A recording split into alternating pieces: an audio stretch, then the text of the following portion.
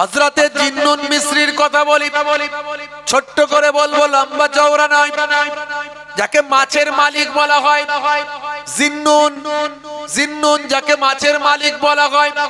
ভাইরা আমার, তরুণ যুবকেরা আমার, হে আমার মুরব্বিয়ানেরা, তিনি একজন ছিলেন মস্ত বড় আল্লাহর ওলি, আল্লাহ ভোলা মানুষ বাবা। সর্বদা আল্লাহর ইশকে মাশগুল থাকতেন, সর্বদা আল্লাহর প্রেমে মাশগুল থাকতেন। তিনি ঘর বিরাগী মানুষ ছিলেন বাবা। জঙ্গলে জঙ্গলে আল্লাহর ইবাদতে মাশগুল থাকতেন। হে তরুণ যুবকেরা, হে আমার বন্ধুরা, হে আমার মুরব্বিয়ানেরা, শুনে রেখে দিন বাবা, হযরতে জিন্নুন মিসরিকে লোকে মনে মনে করত জিন্নুন মিসরি একজন ভাই আমার জিন্দিক মানুষ, আল্লাহ দ্রোহী মানুষ, যে আল্লাহর হুকুম ঠিক মতো মানে না। লোকে তাকে বুঝতে পারে না আসলে তিনি ছিলেন আল্লাহর প্রেমিক, আল্লাহর ইশকে মাশগুল থাকতেন বাবা। তার কাজকর্মের সঙ্গে সাধারণ মানুষের কাজকর্ম মিলত না, কারণ তিনি ছিলেন ফানা ফিল্লাহ, আল্লাহর ইশকে ফানা হওয়া মানুষ। সর্বদা তিনি আল্লাহর ইবাদতে নিজেকে মাশগুল রাখতেন, আরো কিভাবে আল্লাহর নৈকট্য হাসিল করা যায় সেই চিন্তায় মাশগুল থাকতেন। হে তরুণ যুবকেরা, হযরতে জিন্নুন মিসরি তিনি একদিনকার ঘটনা, জঙ্গলে চলে গেলেন। বেশিরভাগই তিনি জঙ্গলে জঙ্গলে ঘুরে বেড়াতেন, আল্লাহর ইবাদতে মাশগুল করে ব্যস্ত থাকতেন। লোকে তাকে মনে করত একজন সংসার বিরাগী মানুষ। ভাইরা আমার, তরুণ যুবকেরা আমার, জঙ্গলে গিয়ে দেখলেন বাবা একজন আল্লাহর মাহবুব বান্দা নিজের পাটাকে গাছের সঙ্গে বেঁধে দিয়েছেন, নিজে ঝুলে আছেন, নিজের শরীরটাকে গাছ থেকে ঝুলিয়ে দিয়েছেন। এইভাবে নিজেকে কষ্ট দিচ্ছেন। লোকে মনে মনে করবে হয়তো অন্য কিছু। ভাইরা আমার, আল্লাহর ওলিদের ভাই আমার চিন্তা ভাবনা বোঝা বড় মুশকিল, আল্লাহর ওলিদের ভাবনা বোঝা বড় মুশকিল। তাদের আল্লাহর ইশকে কেমন নিজেকে মাশগুল করেন, তাদের আল্লাহর সঙ্গে ইশক বোঝা বড় মুশকিল। হে তরুণ যুবকেরা, হে আমার মুরব্বিয়ানেরা, শুনে রেখে দিন বাবা, জেনে রেখে দিন বাবা, হযরত জিন্নুন মিসরি গিয়ে দেখেন একজন আল্লাহর নেক বান্দা নিজের শরীরটাকে গাছের সঙ্গে বেঁধে ঝুলিয়ে দিয়েছেন। এইভাবে নিজের জিসিমকে, শরীরকে তিনি কষ্ট দিচ্ছেন। হযরত জিন্নুন মিসরি হুজুর সেই সময় সে আল্লাহর ওলি বান্দাকে গিয়ে সালাম দিলেন, তাকে সালাম দিয়ে কথা বলার চেষ্টা করলেন। সালাম দেওয়ার পরে সে আল্লাহর ওলি বান্দা বললেন, ওয়ালাইকুম আসসালাম। সালাম দেওয়া সুন্নত আর জবাব দেওয়া কি ওয়াজিব। সালাম দেওয়া সুন্নাত আর জবাব দেওয়া হলো ওয়াজিব। যদি কেউ সালামের জবাব না দেন কঠিন গুনাহগার হতে হবে। সংক্ষেপে বলবো বাবাজি, হে তরুণ যুবকেরা, আমার আপনার নবী আপনাকে আমাকে যা শিখিয়েছেন সবের মধ্যে বিজ্ঞান আর বাস্তবতা আছে। বন্ধুরা আমার, তরুণ যুবকেরা আমার, সালাম দেওয়ার মধ্যে বিজ্ঞান আছে, বাস্তবতা আছে। নবী আমার শিখিয়েছেন সালাম দাও, আসসালামু কাবলাল কালাম, কথা বলার আগে দাও তুমি সালাম। হে তরুণ যুবকেরা, হে আমার বন্ধুরা, হে আমার মুরব্বিয়ানেরা, ভাইরা আমার, দোস্তরা আমার, সালাম হলো একটা মুসলমানদের অভিবাদন, একটা নিজেদের মধ্যে সম্পর্কের বাঁধন। আমার নবী, দয়ার নবী শিখিয়ে দিয়েছেন সালামের মধ্যে দিয়ে ভালোবাসা মহাব্বত তৈরি হয়। হে তরুণ যুবকেরা, হে আমার মুরব্বিয়ানেরা, এই অভিবাদনের সিস্টেমটা অন্যান্য সম্প্রদায়ের মধ্যেও আছে বাবা। কেউ বলে গুড মর্নিং, কেউ বলে নামাস্তে। এইভাবে তারা তাদের মধ্যে বা আমার নিজেদের মধ্যে একটা সৌহার্দ্যের বিনিময় করেন। আর ইসলাম জানিয়ে দিয়েছে, দয়ার নবী জানিয়েছেন, বন্ধুরা আমার, তরুণ যুবকেরা আমার, দয়ার নবী বলেছেন তোমরা কোন মুসলমান ভাই আর এক মুসলমান ভাইয়ের সঙ্গে দেখা হলে তোমরা সালাম দেবেন। আসসালামু কাবলাল কালাম, কথা বলার আগে দাও তুমি সালাম। সালাম দেওয়ার মধ্যে কি আছে? খ্রিস্টানরা বলে গুড মর্নিং, তো শুভ সকাল, শুভ দুপুর, শুভ সন্ধ্যা। আর অন্যান্য সম্প্রদায়ের মধ্যেও এরকম কিছু অভিবাদন আছে। কিন্তু মুসলমানদের মধ্যে আছে কি, দয়ার নবী শিখালেন যে তুমি সালাম দেবে। সালামের অর্থ কি? সালামের অর্থ হলো তোমার উপর আল্লাহর শান্তি বর্ষিত হোক। জোরে বলুন সুবহানাল্লাহ। আর ওয়া আলাইকুম আসসালাম মানে, তোমার উপরেও আল্লাহর শান্তি বর্ষিত হোক। এখন এটা হলো মুসলমানদের অভিবাদন। এখন যে ইংরেজরা যেটা শিখিয়েছে গুড মর্নিং, শুভ সকাল, গুড আফটারনুন, শুভ বিকাল, গুড নাইট, শুভরাত্রি, গুড ইভিনিং, শুভ সন্ধ্যা। এখন কারো পাতলা পায়খানা আর বমি যদি হয়, তাকে কি বলবেন গুড মর্নিং? সকালবেলা তার খুব পাতলা পায়খানা আর বমি হচ্ছে, তাকে বলছেন গুড মর্নিং। বলবে আরে হয় ভাই ছাদ তো আমার জন্য ব্যাড মর্নিং বল, গুড মর্নিং বলছিস কেন, আমার অবস্থা খুব খারাপ। তাহলে বাস্তবতার সঙ্গে খাপ খায় না।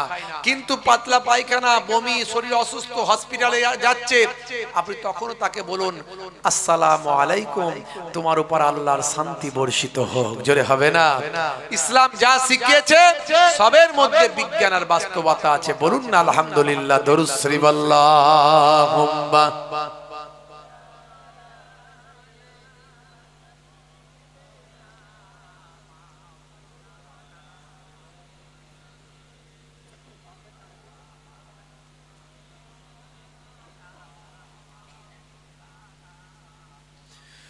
হে তরুণ যুবকেরা, হে আমার বন্ধুরা, হে আমার মুরব্বিয়ানেরা, শুনে রেখে দিন বাবা,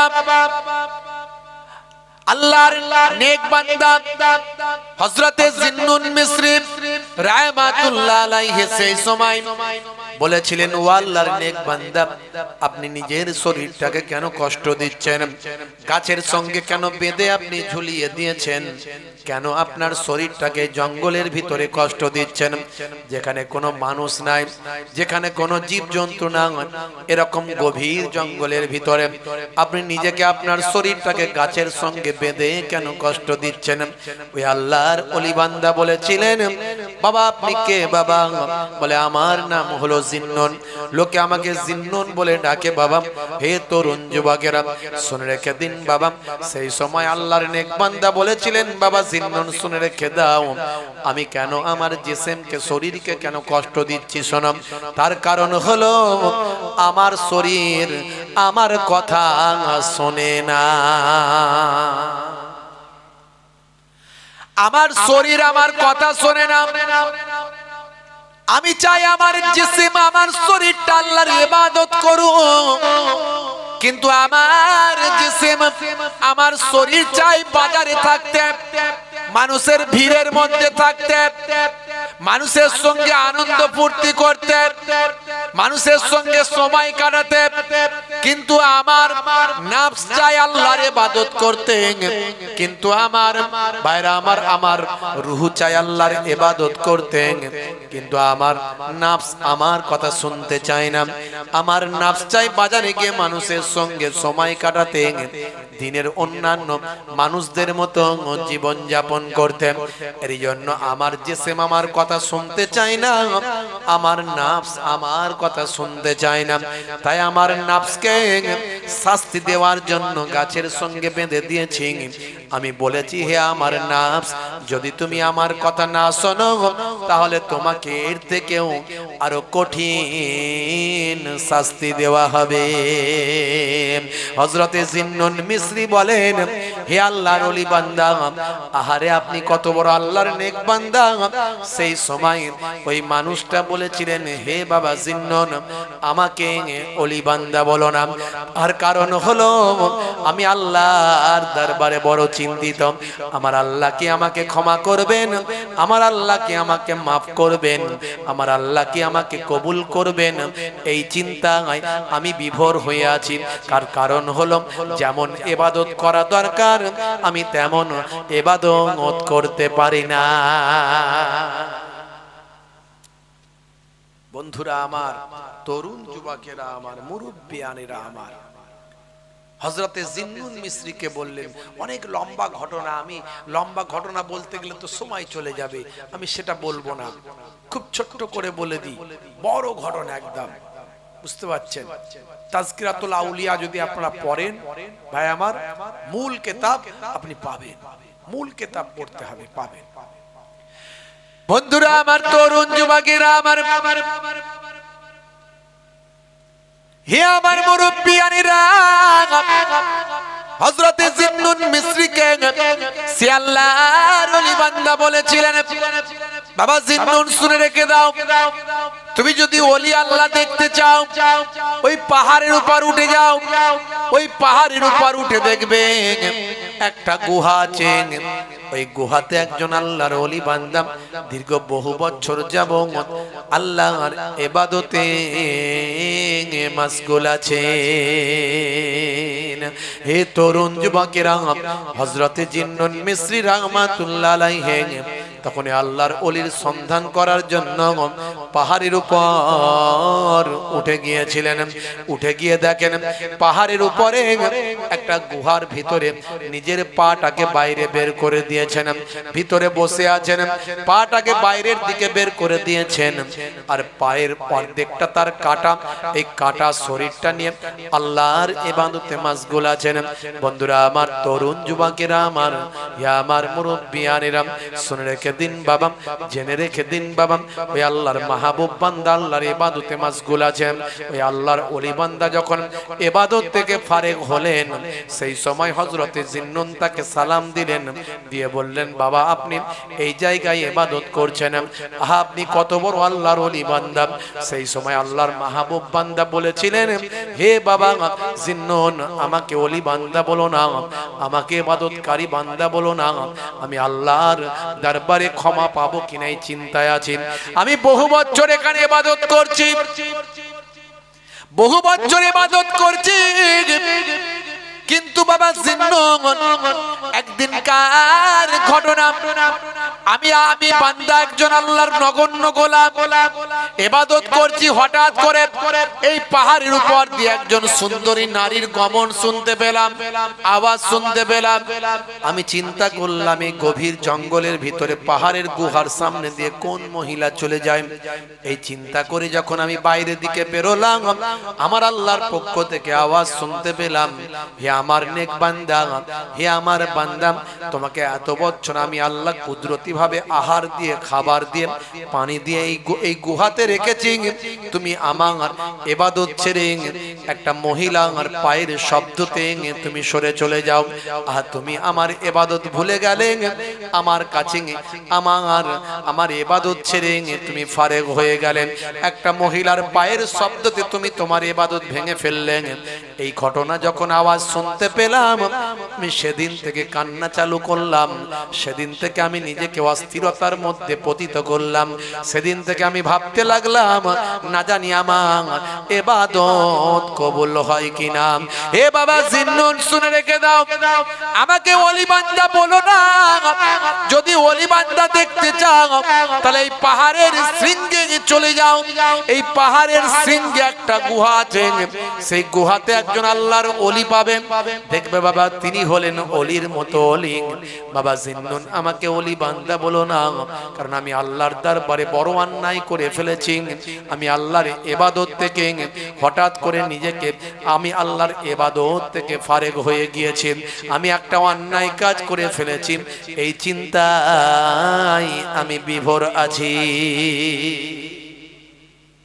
বন্ধুরা আমার, তরুণ যুবকেরা আমার, হযরতে জিন্নুন মিসরি রাহমাতুল্লাহ আলাইহি সেই সময় বললেন, তাহলে ঠিক আছে, পাহাড়ের উপরে উঠবো।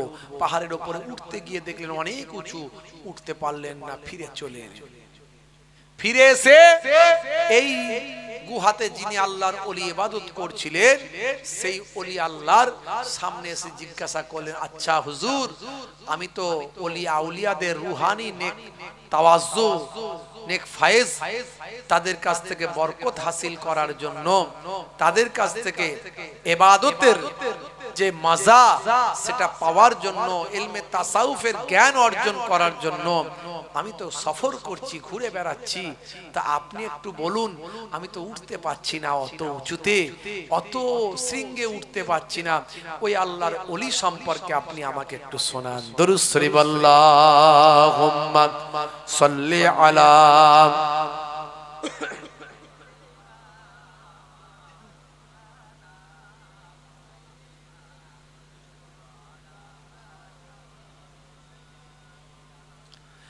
হে তরুণ যুবকেরা, হে আমার বন্ধুরা, হে আমার মুরব্বিয়ানিরা, শুনে রেখে দিন বাবা, এই আল্লাহর ওলি বান্দা তখন পাহাড়ের শৃঙ্গের আল্লাহর ওলি বান্দার মা সম্পর্কে বলছেন, হে বাবা জিন্নুন, তবে শোনো ওলিদের আল্লাহ কি দরজা দিয়েছেন, কি মর্তবা দিয়েছেন, শুনে রেখে দাও। হে তরুণ যুবকেরা, হে আমার মুরব্বিয়ানেরা, সেই সময় পাহাড়ের এই গুহার ওলি বান্দা যিনি আল্লাহর ইবাদতে আছেন, পাহাড়ের শৃঙ্গের ওই আল্লাহর ওলি বান্দার সম্পর্কে বলছেন, শোনো বাবা জিন্নুন, ওই আল্লাহর ওলি বান্দা বহু বছর ধরে ওই গুহাতে আল্লাহর ইবাদতে মাশগুল আছেন। এমন সময় দেখতে পাওয়া যায় একজন দুনিয়াদার মানুষ কোন ক্রমে তার কাছে পৌঁছেছেন। সেই দুনিয়াদার মানুষটি বলা শুরু করেছেন, বাবা আপনি এখানে ইবাদত করছেন, আর রুজি রুটি কিভাবে হবে, আপনার ইনকামটা কিভাবে হবে, আপনার রুজি রুটিটা কিভাবে হবে, ইবাদত করলে তো শুধু হবে না, ইনকামের জন্য ব্যবস্থা করতে হবে। উনি এমন আধ্যাত্মিক পর্যায়ে, ইলমে বাতিনি পর্যায়ের, ইলমে তাসাউফের পন্থী, ইলমে তাসাউফ পর্যায়ের এত বড় একজন আল্লাহর ওলি বান্দা। সেই সময় তার ইবাদতের এত পাওয়ার, এত শক্তি আল্লাহ দিয়েছিলেন, তিনি তখন আল্লাহর দরবারে আরজু করলেন, এই রাব্বে আল্লাহ, এই রাব্বে মাবুদ। এই বান্দা বলে যে রুটি রুটি না করলে খাবো কি, ইনকাম না করলে খাবো কি, শুধু ইবাদত করলে তো হবে না।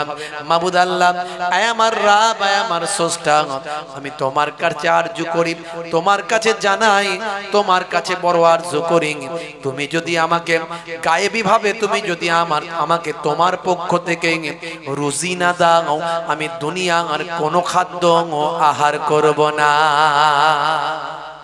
জোরে হবে না, আর জোরে হবে না, দুনিয়ার কোনো খাবার আমি আহার করব না। আল্লাহ তোমার কাছে ডাকি বারে বার, আল্লাহ তোমার কাছে ডাকি বারে বার, কেন সারা দাও না বলো একবার। তোমারই করুণায় ধন্য হতে চাই, দয়াতে তোমারই বেঁচে আছি তাই, তোমারই করুণায় ধন্য হতে চাই, দয়াতে তোমারই বেঁচে আছি তাই। করুণা তোমার ওগো মাবুদ করো, আমি যে অসহায় ডাকি বারে বার, আল্লাহ তোমার কাছে ডাকি বারে বার, কেন সারা দাও না বলো একবার। জোরে হবে না, আর জোরে হবে না। ওগো খোদা কত করুণা তোমার, ওগো খোদা কত করুণা তোমার, আমি যে গোলাম তোমার, তুমি রব আমার। হে তরুণ যুবকেরা, হে আমার বন্ধুরা, হে আমার মুরব্বিয়ানিরা, সেই সময় এই আল্লাহর ওলি বললেন, বাবা জিন্নুন, হে বাবা জিন্নুন শুনে রেখে দাও। ওই আল্লাহর ওলি বান্দা যখন আল্লাহর দরবারে আরজু করলেন, মাবুদ আল্লাহ তুমি যদি তোমার পক্ষ থেকে আমাকে আহার না দাও, আমি ওয়াদা করেছি আমি দুনিয়ার কোনো খাবার খাবো না। এই বলে যখন তিনি ইবাদতে মাশগুল হলেন, আমার আল্লাহ সহ্য করতে পারলেন না গো। ও বাবা জিন্নুন শুনে রেখে দাও, আমার আল্লাহ তার গুহার মধ্যে তার হাতের কাছে একটা মৌমাছির চাক বানিয়ে দিলেন। মৌমাছিরা সেখানে এসে অল্প কিছু সময়ের মধ্যে সুন্দর মধু বানিয়ে দিল, মধু তৈরি করে দিল। আর আল্লাহর ওলি বান্দা যখনই ক্ষুধা লাগে ওই মধু থেকে হাত বাড়িয়ে মধু খান, মধু খেয়ে খেয়ে আল্লাহর ইবাদত করে। জোরে হবে না? আরে জোরে হবে না? ও গো খোদা কত করুণা তোমার, আমি যে গোলাম তোমার তুমি রব আমার। ও গো খোদা কত করুণা তোমার, আমি যে গোলাম তোমার তুমি রব আমার। তোমারই দয়াতে ডুবেছি আমি, তোমারই করুণা দেখেছি আমি, তোমারই দয়াতে ডুবেছি আমি, তোমারই করুণা দেখেছি আমি। মৌমাছি মধু আনে দেয় তুলে অলির পানে, মৌমাছি মধু আনে দেয় তুলে অলির পানে। ওগো প্রভু দয়া করো তুমি যে আমার, আল্লাহ তোমার কাছে ডাকি বারে বার, কেন সারা দাও না বলো একবার। আল্লাহ তোমার কাছে ডাকি বারে বার, কেন সারা দাও না বলো একবার। হুসাইনি ডাকে তোমায় ডাকে বারবার। জোরে হবে না? জোরে হবে না? ভাইরা আমার, তরুণ যুবকেরা আমার, হে আমার মুরব্বিয়ানিরা, হে জওয়ান যুবকেরা, হযরতে জিন্নুন মিসরি বাবা আল্লাহর ওলিদের কাছ থেকে ইলমে তাসাউফের জ্ঞান অর্জন করলেন, ইলমে মারিফাতের জ্ঞান অর্জন করলেন। হে জওয়ান যুবকেরা, আল্লাহর প্রতি আরো তার নৈকট্য হাসিল করার চেষ্টা করলেন, আল্লাহর ইবাদতে মাশগুল থাকতে শুরু করলেন। বন্ধুরা আমার, তরুণ যুবকেরা, আল্লাহর প্রতি নির্ভরশীলতা তার বেড়ে গেল, আল্লাহর প্রতি নির্ভরশীলতা তার বেড়ে গেল। হে জওয়ান যুবকেরা, হযরতে জিন্নুন মিসরি রাহমাতুল্লাহ আলাইহি ওই পাহাড় থেকে যখন নামলেন, নেমে দেখেন গাছের দিকে তাকালেন, ওই গাছের দিকে তাকিয়ে দেখেন একটা পাখি, সুন্দর পাখি সেই গাছে বসে আছেন। ওই পাখিটার দিকে তাকিয়ে দেখেন পাখিটা দুটো চোখই অন্ধ। হে তরুণ যুবকেরা, হঠাৎ করে লক্ষ্য করলেন ওই অন্ধ পাখিটা, অন্ধ পাখিটা জমিনের উপর নামলো। জমিনের উপর নামার পরে মাটির উপর ঠক্কর দিতে লাগলো, ঠোকরাতে লাগলো, তার চঞ্চু দিয়ে তার ঠোঁট দিয়ে ঠুকতে লাগলো। ঠোকার সঙ্গে সঙ্গে হযরতে জিন্নুন মিসরি দেখলেন দুটো সুন্দর পেয়ালা মাটি থেকে বের করে দিলেন। আমার আল্লাহর পক্ষ থেকে দুটো সুন্দর পেয়ালা মাটি থেকে বের হলো, একটাতে খাবার আর একটাতে সুন্দর পানি আল্লাহ তাতে রেখে দিয়েছেন। ওই অন্ধ পাখিটা খাবার খেলো, পানি খেলো, পানি খেয়ে আবার গাছের উপর উঠে গেল। হযরত জিন্নুন মিসরি দেখলেন, হে তরুণ যুবকেরা, হে আমার বন্ধুরা, এমন সময় ওই দুটো পাত্র আবার জমিনের সঙ্গে মিশে গেল। জোরে হবে না? জিন্নুন মিসরি রাহমাতুল্লাহ আলাইহি ইহসাস করলেন যে আমার আল্লাহ একটা অন্ধ পাখিকেও কুদরতি ভাবে খাবার দান করছেন। জোরে বলুন সুবহানাল্লাহ। আল্লাহর প্রতি ভরসা, নির্ভরশীলতা অনেক বেড়ে গেল। হযরত জিন্নুন মিসরি রাহমাতুল্লাহ আলাইহি এইভাবে ইবাদতের ব্যাপারে অনেক বেশি আগ্রহী হলেন, অনেক বেশি সচেতন হলেন, অনেক আল্লাহ নির্ভরশীলতা তার বেড়ে গেল। কিতাবের মধ্যে দেখতে পাওয়া যায়, মাল্লাহুল মাওলা ফালাহুল কুল, বান্দা যখন আল্লাহর হয়ে যায় কুল মাখলুকাত তার গোলাম হয়ে যায়। অন্য জায়গায় আছে মান কানা লিল্লাহি কানা আল্লাহু লাহু, যে বান্দা আল্লাহর হয়ে যায় স্বয়ং আল্লাহ তার হয়ে যায়। আপনি যদি আল্লাহর হয়ে যান, আল্লাহর ইবাদত ওয়ালা যদি হয়ে যান, আপনার জন্য আমার আল্লাহই যথেষ্ট হয়ে যাবে। বাপজি আমার, ছোট হুজুর পীর কেবলা রহমাতুল্লাহ আলাইহের সন্তান, শুধু ছেলে আর মেয়ের কথা বলি, তখনকার নাতি পোতার কথা বাদই দিলাম, ছেলে ছিল 21টা, মেয়ে হলো 17টা, তাহলে কত হলো? 20 আর 10 30 আর 8 48টা। এত বিশাল সংসার, তারপরেও মেহমান জন লোক এটা ওটা নিয়ে সারা দিনে মিনিমাম 100 জন খেতে, এক এক বেলায় 100 জন খেতে। আপনি কল্পনা করুন তো, একটা বড় বড় ধনী লোক হলেও সে হিমশিম খেয়ে যাবে, কিন্তু আল্লাহর ওলিদের আল্লাহ সেই দরজা মর্তবা দিয়েছিলেন, তারা এতটাই আল্লাহর উপর নির্ভরশীল ছিলেন, আল্লাহ তাদের রুজি রুটির ব্যবস্থা করে দিতেন। এক এক সময় হতো ছোট হুজুর পীর কেবলা রহমাতুল্লাহ আলাইহের নানাজান হুজুরের কাছে কোনো পয়সা ছিল না, সংসার চালানোর মতো কিছু নাই, মাঝে মাঝে হুজুর মসজিদের কোণে গিয়ে রাতের অন্ধকারে এসে কাঁদতেন, ধনপুতার জঙ্গলে গিয়ে কাঁদতেন।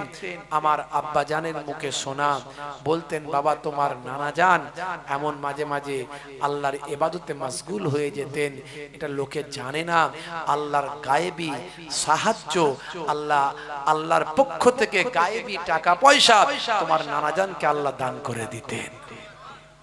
এগুলো আল্লাহর ওলিদের কারামাত, কারামাত ওলি আউলিয়াদের জন্য হক, আর মুজিজা নবী রাসূলদের জন্য হক, সত্য। যারা মানে না ওলিদের কারামাত, যারা মানে না তাদের কিন্তু ঈমানে খাতরা আছে, কারণ ওলি আউলিয়াদের কথা আল্লাহ কোরআনে বলেছেন, আলা ইন্না আউলিয়া আল্লাহি লা খাউফুন আলাইহিম ওয়া লা হুম ইয়াহজানুন। যারা আমার ওলি বান্দা হয়, আমি আল্লাহ বলি তাদের কোনো খৌফ নাই, ডর নাই, তাদের কোনো চিন্তা নাই। জোরে বলুন সুবহানাল্লাহ।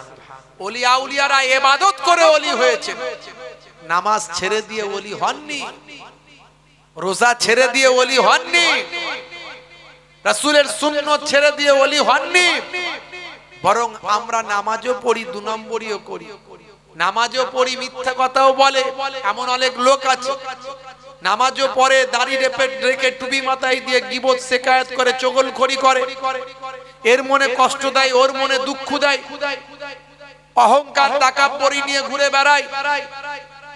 ভাই আমার, দোস্ত আমার, তাদের অন্যান্য আমলগুলো, কাজগুলো, কারনামাগুলো খেলাফে হাদিস, খেলাফে কোরআন তাদের মধ্যে হয়ে যায়, কিন্তু যারা ওলি আউলিয়া হন তারা আল্লাহ এবং রাসূলের কথাকে এতটাই প্রাধান্য দেন যে তারা আল্লাহর হয়ে যান, আল্লাহ তাদের হয়ে যান।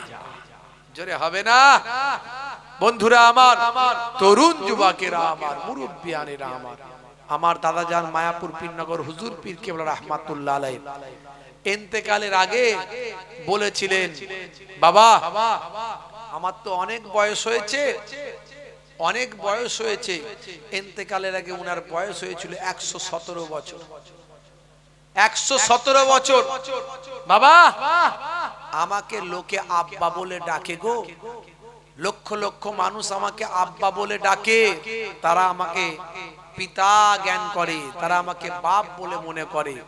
তা আমার মওতের সময় হয়ে গেছে বাবা, আমাকে বাড়িতে নিয়ে চলো, আমার মওতের সময় হয়ে গেছে, আর বেশি দিন আমি থাকবো না, তবে আমি ইন্তেকালের পরে তোমরা আমাকে তাড়াতাড়ি দাফন করে দেবে না, আমাকে 3টে দিন রাখবে।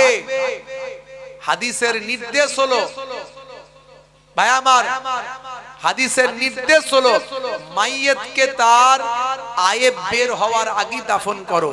আবার হাদিসের নির্দেশ হলো মাইয়িতের ওসিয়াত পূরণ করো। ভাইরা আমার, তো ওসিয়াত করছেন, ওসিয়াত করছেন যে আমাকে 3 দিন রাখবে, যাতে করে আমাকে যারা আব্বা বলে ডাকে, আমাকে পিতা মনে করে, আব্বা মনে করে, তারা যেন আমাকে দেখতে পায়, নাহলে তাদের কষ্ট হবে। তার আমার আব্বা জান ছোট হুজুর পীর কেবলা রহমাতুল্লাহ আলাইহির সুযোগ্য জামাতা মায়াপুর পীরনগর হুজুর পীর কেবলা রহমাতুল্লাহ আলাইহি বড় সাহেব জাদা আব্বাজান ওয়ালিদ সাহেব হুজুর কেবলা হরিণখোলা হুজুর নামে যিনি খ্যাত, শাইখুল হাদিস, মস্ত বড় আলেম, মস্ত বড় ওলি। তো আব্বাজান তো জানেন হাদিসের নির্দেশ কি, তো জিজ্ঞাসা করলেন, হুজুর আপনি যে আপনাকে 3 দিন রাখতে বলছেন, তো রাখতে গেলে তো দুনিয়াবি নিয়ম হলো এসি দিয়ে রাখতে হবে, বরফ মেডিসিন দিয়ে রাখতে হবে, তো কিভাবে রাখবো সেটা বলে দেন। কত বড় আল্লাহর ওলিরা, ওলি আল্লাহ না হলে কথা বলার হিম্মত হয় বাবা? তিনি বলছেন, বাবা আমাকে রাখার জন্য তোমাদের এসি লাগবে না, বরফ লাগবে না, মেডিসিন লাগবে না, কোনো ওষুধ লাগবে না, এমনি রাখবে, কোনো কিছু প্রয়োজন হবে না, আমি আল্লাহর সঙ্গে কথা বলে নিয়েছি। জোরে হবে না?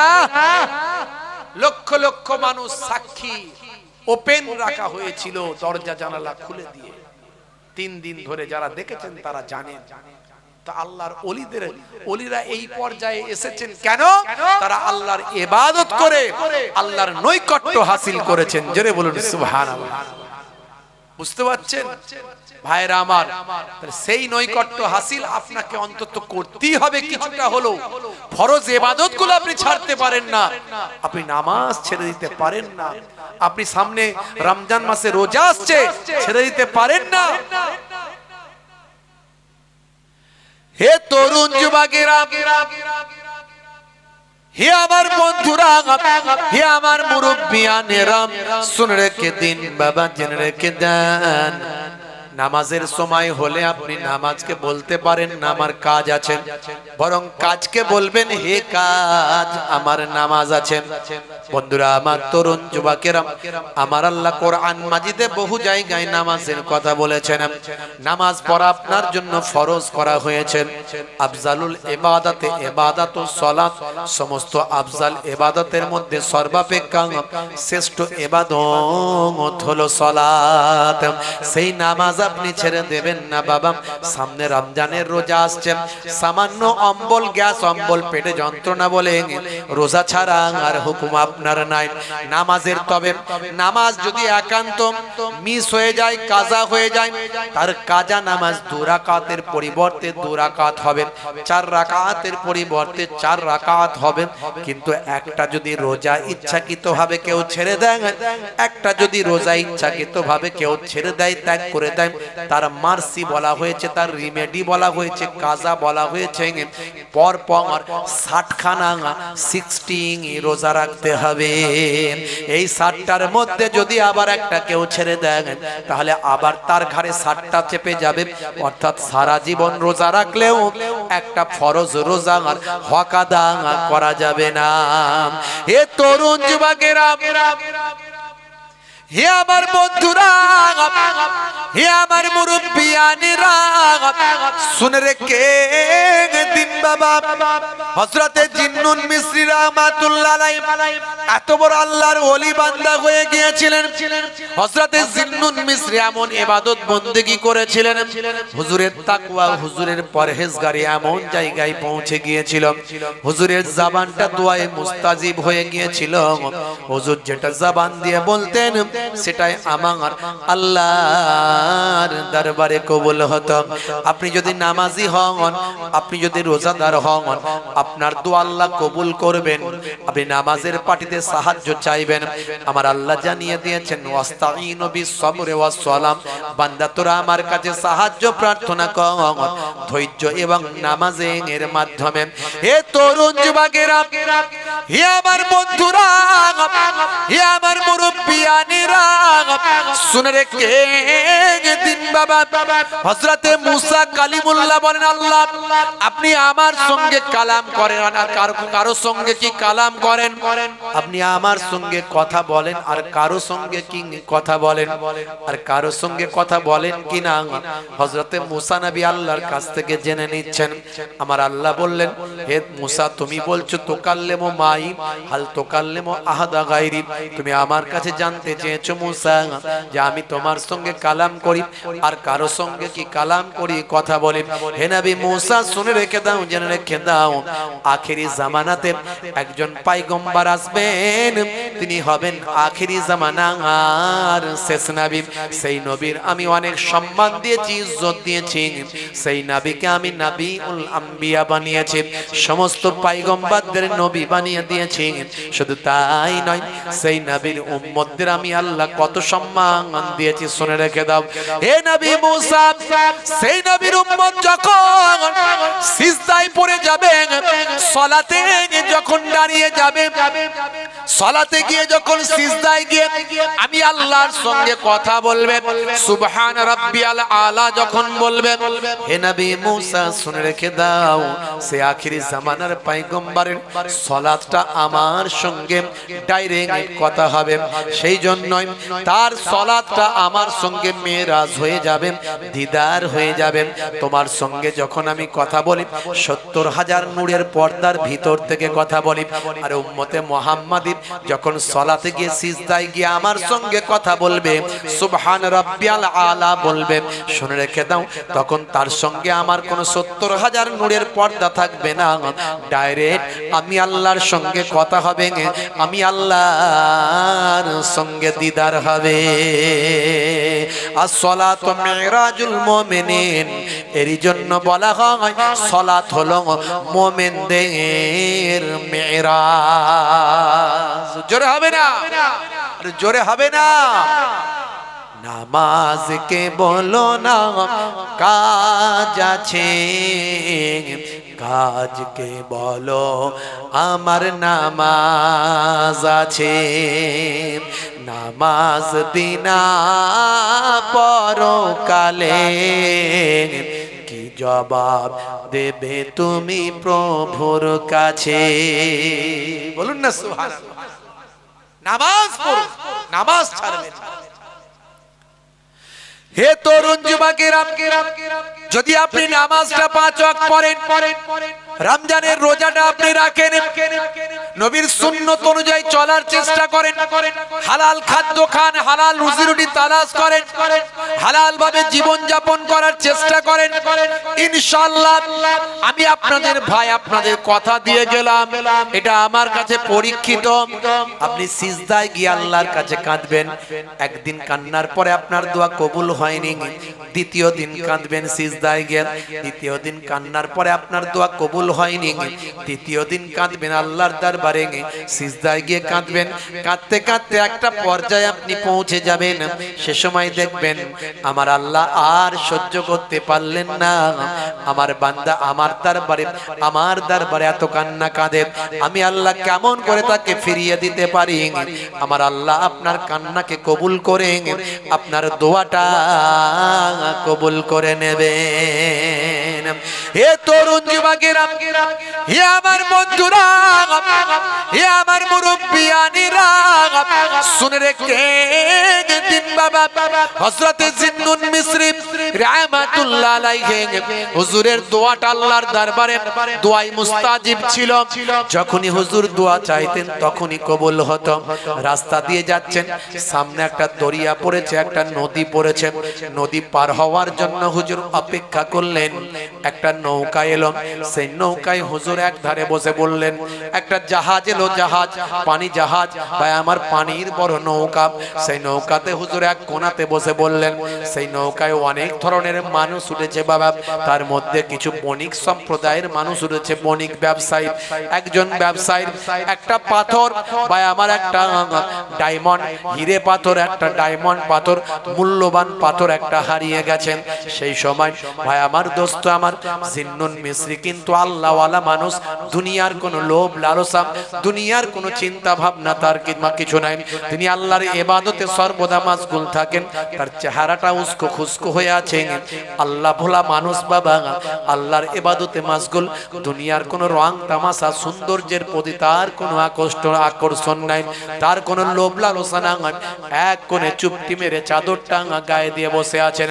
হে তরুণ যুবকেরা, হে আমার বন্ধুরা, হে আমার মুরব্বিয়ানিরা, শুনে রেখে দিন বাবা, এমন সময় দেখতে পাওয়া যায় ওই বণিকটার একটা মতি হারিয়ে গেছে। সেই মতি হারানোর কারণে বণিক চিন্তা করলো আমার মতিটা কে নিতে পারে। জিন্নুন মিসরিকে সে পাগল ভাবলো, একজন পাগল ভেবে তাকে বললে, এই পাগল, তুমি আমার মতি নিয়েছো, ফেরত দাও। হযরতে জিন্নুন মিসরি বললেন, না বাবা, আমি তোমার কোনো কিছু নিই না। এমন সময় হযরতে জিন্নুন মিসরি একেবারে সাদা মাটা মানুষ, দুনিয়া ভোলা মানুষ, এক কোণে বসেছিলেন। ওই বাবা বণিক তাকে মারতে লাগলো, বণিক কুটুক্তি করতে লাগলো, অট্ট হাসি লোকে হাসতে লাগলো, তার প্রতি পরিহাস করতে লাগলো, ঠাট্টা বিদ্রুপ করতে লাগলো, আল্লাহর ওলি বান্দাকে মারতে লাগলো, আঘাত করতে লাগলো। সেই সময় এই পজিশন, এই পরিস্থিতি চলতে চলতে একটা এমন পরিবেশ তৈরি হলো, সেই সময় হযরতে জিন্নুন মিসরি আর সহ্য করতে পারলেন না, সহ্যের সীমা অতিক্রম করলো। আর থাকতে না পেরে হযরতে জিন্নুন মিসরি আল্লাহর দরবারে জানিয়ে দিল। জোরে হবে না? আরে জোরে হবে না? আমি আমার কবিতায় মাঝে মাঝে একটু ভাঙাচোরা কবি তো একটু লিখেছি সেই কথাটা। খেলো গজন্য দরিয়াতে মার, আল্লাহ ডাক দিলেন কাঁপে থর থর। খেলো গজন্য দরিয়াতে মার, আল্লাহ ডাক দিলেন কাঁপে থর থর। আল্লাহ তোমার কাছে ডাকি বারবার, কেন সারা দাও না বলো একবার। খেলো গজন্য দরিয়াতে মার, খেলো গজন্য দরিয়াতে মার, আল্লাহ ডাক দিলেন কাঁপে থর থর। মাছেরা মতি আনে, মাছেরা মুখে করে মতি এনে দেয়, মাছেরা মুখে করে মতি এনে দেয়, তাই দেখে বণিক ঈমানে এনে নেয়। এ তরুণ যুবকেরা, হে আমার বন্ধুরা, হযরতে জিন্নুন মিসরি রাহমাতুল্লাহ আলাইহি সেই সময় আল্লাহ বলে একবার আওয়াজ দিলেন, দেওয়ার সঙ্গে সঙ্গে দরিয়ার ধারের ভাই আমার যত মাছ ছিল, আল্লাহর কুদরতি ক্ষমতা, এক একটা মতি নিয়ে দরিয়ার কিনারা ভাই আমার ওই নৌকার কিনারে এসে হাজির হলো। হযরতে জিন্নুন মিসরি তাদের মুখ থেকে একটা মতি নিয়ে বললেন, এই নাও বাবা বণিক, তোমার মতিটা তুমি নিয়ে নাও। ভাই আমার বণিক বুঝতে পারল এ তো সাধারণ কোনো পাগল নয়, ফকির নয়, এ আল্লাহ ভোলা পাগল, আল্লাহ ভোলা পাক ফাকির, আল্লাহর ইবাদত করা ফাকির। হযরতে জিন্নুন মিসরি রাহমাতুল্লাহ আলাইহির জবানের দোয়া যখন কবুল হলো, এত বড় কারামাত দেখে সমস্ত বণিকেরা হযরতে জিন্নুন মিসরির হাতে হাত দিয়ে ঈমানের কালেমা তারা পড়ে নিল। হে তরুণ যুবকেরা, হে আমার বন্ধুরা, হে আমার মুরব্বিয়ানিরা, হযরতে জিন্নুন মিসরি রাহমাতুল্লাহ আলাইহি এত বড় আল্লাহর ওলি বান্দা হয়ে গিয়েছিলেন। যখন জিন্নুন মিসরি হুজুর ইন্তেকাল করবেন, সেই জামানার 70 জন আল্লাহর ওলি বান্দার কাছে আমার আল্লাহ স্বপ্নের মধ্যে জানিয়ে দিলেন, হে আল্লাহর ওলি বান্দারা, জিন্নুন হলো আল্লাহর বন্ধু, জিন্নুন হলো আল্লাহর মাহবুব বান্দা, জিন্নুন মিসরি মারা গেছে, জিন্নুন মিসরি ইন্তেকাল হয়েছে। শুনে রেখে দাও, জেনে রেখে দাও, হে আল্লাহর ওলি বান্দারা শুনে রাখো, আল্লাহর ওলি বান্দারা জেনে রেখে দাও, জিন্নুন মিসরি ইন্তেকাল করে গেছেন। জিন্নুন মিসরি আল্লাহর দরবারে ডাকে সাড়া দিয়েছেন, হাজা হাবিবুল্লাহ মাতা ফি হুব্বিল্লাহ। জিন্নুন মিসরি হলো আল্লাহর বন্ধু, আল্লাহর ভালোবাসায় ইন্তেকাল করেছে। জোরে হবে না? আর জোরে হবে না? ভাইরা আমার, ও গো আশিক শোনো ওলি আল্লাহর, ও গো আশিক শোনো ওলি আল্লাহর, শানটা কত দিল মাবুদ আল্লাহ। যেদিনেতে জিন্নুন বিদায় নিল, 70 ওলি নবী দেখিল।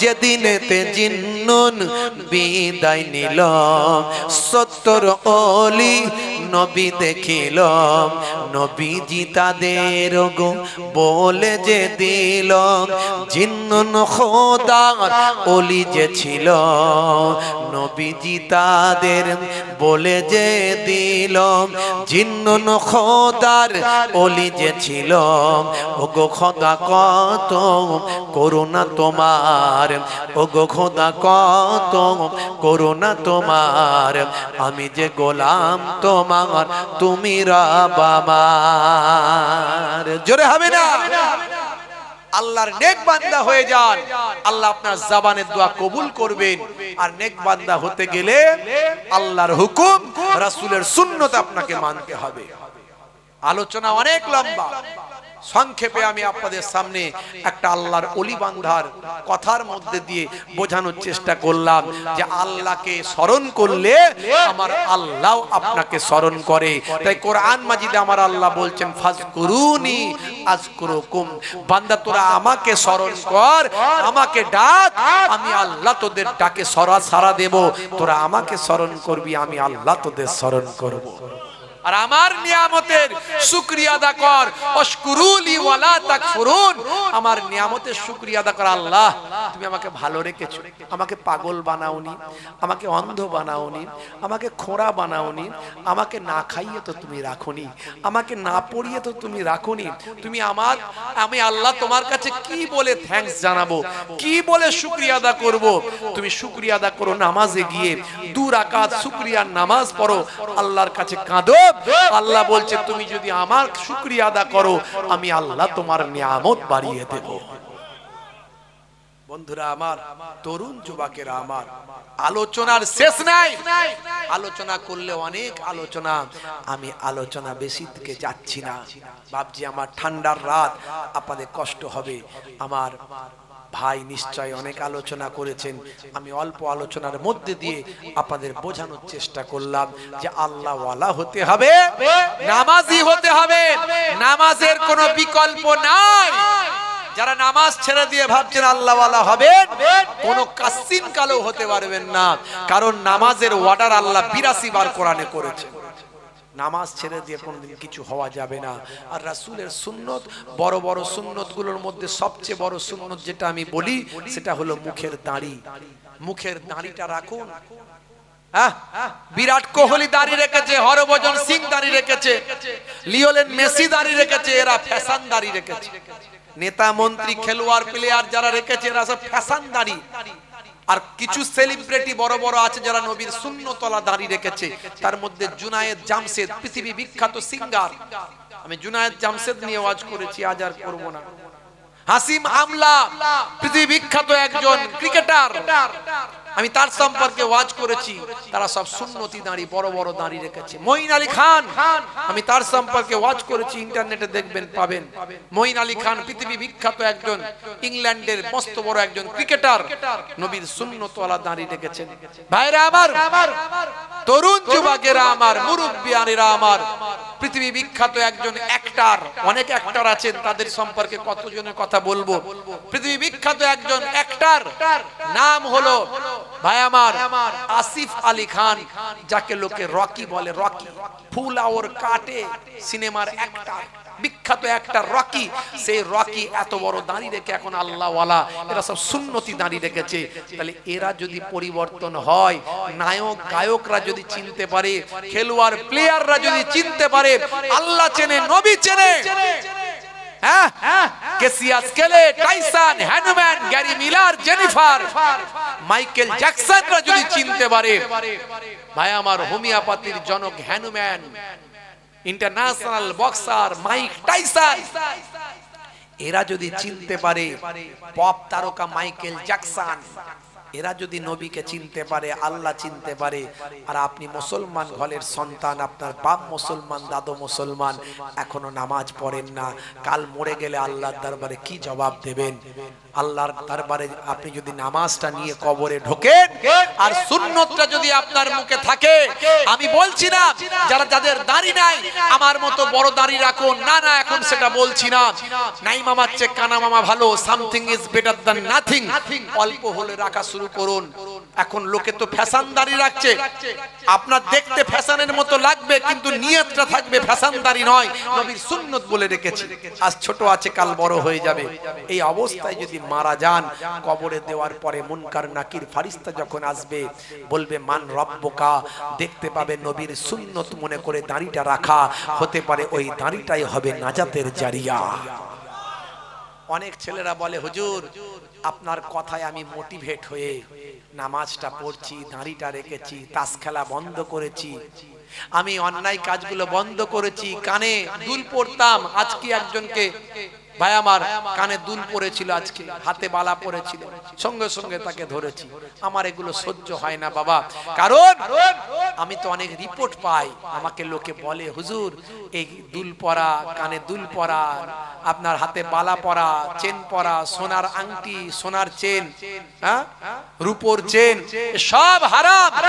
রূপা পুরুষদের জন্য 4 আনা ছাড় দেওয়া আছে, 4 আনা, এই যে আমার হাতে আছে 4 আনা, এটুকু ছাড়, এর বেশি রূপা পুরুষদের জন্য, রূপা সোনা সব হারাম। সোনা তো হারাই, হারামি, রূপা 4 আনা ছাড়, এর বেশি নয়। মহিলারা যত খুশি পড়বেন, এর মধ্যেও সায়েন্স আছে, বিজ্ঞান আছে, আমি বলেছি শুনে নেবেন। এর মধ্যে হরমোনাল যে ফ্যাকশন আছে, এই হরমোনাল যে ফিগার আছে পুরুষ আর মহিলাদের আলাদা, তো আমি এর মধ্যে বিজ্ঞান সায়েন্স খুঁজে পেয়েছি, সেটা আপনাদের মাঝখানে আমি বলেছি, আরো বিস্তারিত বলেছি অনেক কিছু। ভাইরা আমার, তো এই নবীর সুন্নতগুলোকে মেনে চলুন। আজ থেকে দুটো কাজ মেনলি করুন, সেটা হলো 5 ওয়াক্ত নামাজ ছাড়বেন না। বলুন ইনশাআল্লাহ, বলুন ইনশাআল্লাহ। আজ থেকে ওয়াদা করুন, কাজা হলে কাজা পড়বো, দাঁড়িয়ে নামাজ পড়তে না পারলে মাটিতে বসে নামাজ পড়বো, কিন্তু নামাজ ছাড়বো না। আর রাসূলের সুন্নত, মুখের দাড়িটা রাখবো, কাটবো না। এই দুটো জিনিস করুন। ইন্না সলাতা তানহা আনিল ফাহশাই ওয়াল মুনকার, নিশ্চয় নামাজ তোমাকে অশ্লীলতা অন্যায় থেকে বাঁচাবে। আপনার 70-80% অন্যায় অপরাধ আপনার কাছ থেকে সরে চলে যাবে। আস্তে আস্তে দেখবেন আপনার জবানের দোয়া কবুল হতে থাকবে। ভাইরা আমার, যাই হোক, আপনাদের খেদমত থেকে বিদায় নেব। দোয়া রাখবেন। ঠান্ডার রাত, আর বেশি সময় আমি বাড়াচ্ছি না, এমনি প্রায় 1টা বেজে গেছে। একটুখানি আপনাদের কাছে এই পাক মাহফিলের জন্য সাহায্য সহযোগিতা চাইবো। আগামী বছর এই জান্নাতের বাগানের জন্য একটু সাহায্য সহযোগিতা আপনারা যেমন করেন এবছরে আপনারা করবেন। আমার আল্লাহর কোরআন বলেছে, মান জাআ বিল হাসানাতে ফালাহু আসরু আমসালিহা, বান্দা তুমি 1টা হাসানা করবে, আমি আল্লাহ 10টা জাযা বদলা দেব। জোরে বলুন সুবহানাল্লাহ। জোরে হবে না সুবহানাল্লাহ? এক দিলে 10 পাবেন, এটা আল্লাহর ওয়াদা। আল্লাহর ওয়াদা কখনো মিথ্যা হবে? এই কমিটির ছেলেরা খাতা ফাতা নিয়ে চলেছে, কই?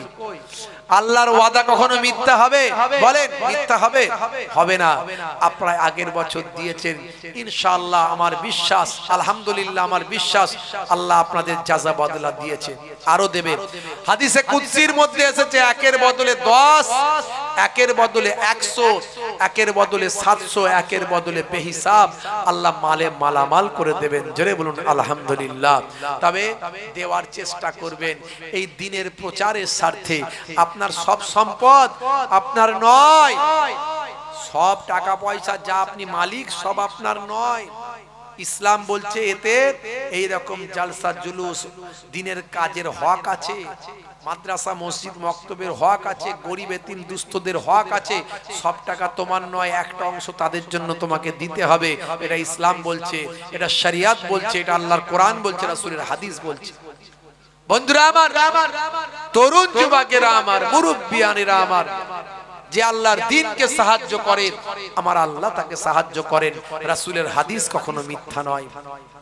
বিশ্বনবী বলছেন, দয়ার নবী বলছেন, ইন তানসুরুল্লাহ ইয়ানসুরকুম, যে আল্লাহর দ্বীনকে সাহায্য করলো আল্লাহ তাকে সাহায্য করবে। কোরআন মাজিদে আমার আল্লাহ জানিয়ে দিয়েছেন, যারা কবরে চলে আসে তারা কি বলে জানো? তারা বলে, লাউলা আখারতানি ইলা আজালিন কারীব ফাসাদদাকা, হায় হায় একবার যদি উঠে যেতাম আমি সাদকা করে আসতাম। জোরে বলুন সুবহানাল্লাহ। দুনিয়ার জমিনে ফিরে এলে তারা সাদকা করতেন, তারা বলতেন হায় রে আমি তো কবরে কিছুই নিয়ে আসতে পারলাম না, সব সম্পদ রেখে দিয়ে এলাম, যদি আমি কিছু সাদকা করতাম, দান করতাম, কবরে পড়ে পড়ে সওয়াব পেতাম। জোরে বলুন সুবহানাল্লাহ। ভাইরা আমার, একটুখানি মৃত বাপ মা যারা কবরে পড়ে আছেন, আমার নবী বলছেন তারা তোমাদের দিকে তাকিয়ে আছে। কাদের দিকে? ভালো করে বুঝুন। যারা মারা গেছেন তাদের অবস্থাটা কি? নবী বলছেন একটা ডুবন্ত মানুষের মতো গোনার সাগরে পড়ে হাবুডুবু খায়। গোনার সাগরে পড়ে হাবুডুবু খায়, দোয়ার আশা করে মিন আবিন, নিজের বাপের নিকটে, আহারে আমার বাপ বেঁচে আছে, যদি আমার জন্য একটু দোয়া খায়ের করতো, সাদকা করতো, দান করতো। আর উম্মিন, নিজের মায়ের নিকটে, আমার মা বেঁচে আছে, আহারে যদি মা একটু আমার জন্য দান করতো, সাহায্য সহযোগিতা করতো, আমার কবরটাই আল্লাহ সব পৌঁছে দিতেন, আমার রুহের মাগফিরাত দান করতেন। আও আখিন, নিজের ভাইয়ের নিকটে, আও সাদিকিন, নিজের বন্ধুর নিকটে। দুনিয়ার মধ্যে এই আত্মীয় স্বজন আমরা যারা হায়াতে আছি, আমাদের বাপ মা দাদা দাদি নানা নানি কবরে চলে গেছে, তাদের জন্য একটু দান করলে, সাদকা করলে, নবী বলছেন কাল জাবালে রহমতের পাহাড় করে আল্লাহ পৌঁছে দেয়। জোরে হবে না? ভাইরা আমার, তরুণ যুবকেরা আমার, আল্লাহর কোরআন রাসূলের হাদিস থেকে প্রমাণ দিলাম যে দান করলে মৃত মুর্দারা কবরে পড়ে সওয়াব পান, দান করলে মালের হেফাজত হয়, দান নিয়ত করে দান করলে আল্লাহ আপনার নিয়তকে কবুল করে নেন। বুখারী শরীফের প্রথম হাদিস, ইন্নামাল আমালু বিন্নিয়াত, নিয়তের উপর আমল হয়। বান্দা তুমি নিয়ত করে করে দান করো, আমার আল্লাহ তোমার দোয়াকে কবুল ও মঞ্জুর করে নেবেন। আছেন বাপজি, আমি 8 জন ভাইকে চাইবো, 8 জন, জান্নাত হলো 8টা, জান্নাত 8টা। আগামী বছর এই জান্নাতের বাগানে সাহায্য করলে আল্লাহ আপনার দুনিয়া আখিরাতে কামিয়াবি দেবেন। আছেন 8 ভাই, 1001 টাকা করে হাত তুলতে পারেন, যিনি প্রথম হাত তুলবেন আল্লাহ তাকে ডবল সওয়াব দেবেন। আছেন ভাই, নিজের বাপ কবরে, মা কবরে, দাদা দাদি কবরে, চিন্তা করে তাদের কথা খেয়াল করে এই গভীর রাত্রিতে দুনিয়ার অফিস বন্ধ, আল্লাহর অফিস খোলা, সে আল্লাহর অফিসে নিজের নামটা নথিভুক্ত হবে, তার ওসিলায় বাপ মায়ের আত্মা রুহু মাগফিরাত পাবে, আল্লাহ মর্যাদা দান করবেন, তাদের হকটা আদায় করা হবে। তারা কবরে পড়ে পড়ে তারা আপনার জন্য তাকিয়ে আছে, তাদের রূহ আপনাদের দিকে তাকিয়ে আছে, যদি একটু আপনারা দান করেন, সাদকা করেন, তাদের রুহের আল্লাহ মাগফিরাত দেবেন। আছেন 1001 টাকা, যিনি প্রথম হাত তুলবেন আল্লাহ ডবল সওয়াব দেবেন। আমার মুহতারাম হযরত জনাব হযরত মাওলানা মুফতি সামিউল ইসলাম সাহেব, এই এলাকার গর্ব, আপনাদের ঘরের সন্তান, যোগ্য আলেম, মাশাআল্লাহ। আমার ভাই জনাব হযরত মুহতারাম মাওলানা মুফতি সামিউল ইসলাম সাহেব, তিনি নিজে প্রথম, তিনি তো